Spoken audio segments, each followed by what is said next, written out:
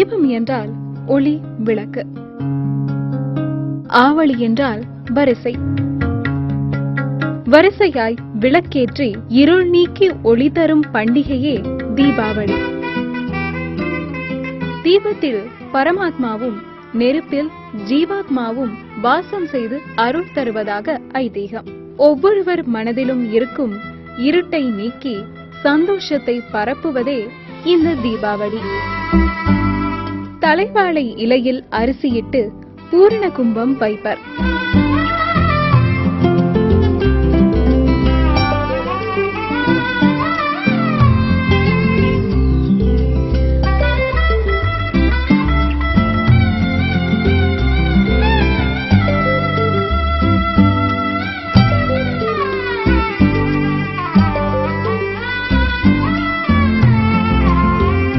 இந்த பூரண கும்பம் வைத்தலுடன் இறை சடங்கு ஆரம்பமாகும்.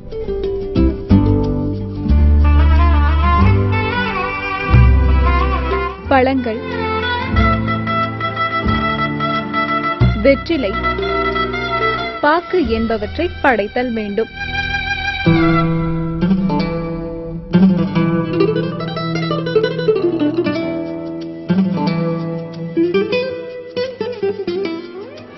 பொங்கல், தின்பண்டங்கள் மற்றும் பலகாரங்கள் உட்பட இறைவனுக்கு நெய்வேத்தியம் வைத்து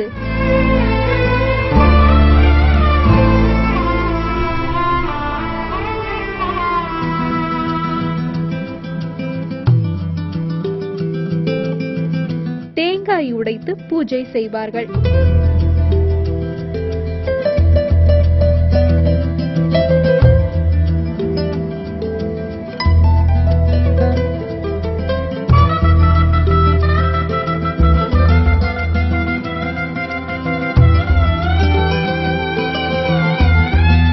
கற்பூர ஆரத்தி காட்டி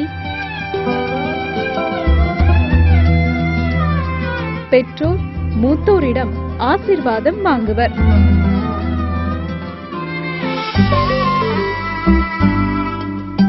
விபூதி குங்குமம் இட்டு புத்தாடைகளை பரிசாக தந்து மகிழ்வார்கள். பெற்றோர்களை வணங்கி வாழ்த்து பெறுவதோடு சுபவேளையில் பால் பொங்கி அதை அனைவரும் பருகுவார்கள்.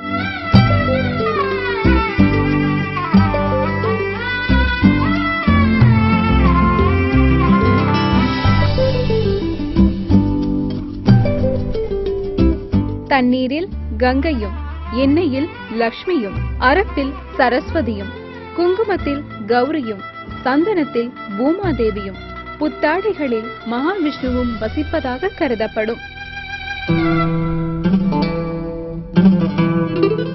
சாதி மத வேறுபாடின்றி அனைவரும் ஒற்றுமையாக கொண்டாடும் இந்த பண்டிகையை இல்லங்கள் தோறும் இனிதே கொண்டாடி மகிழ்வர்.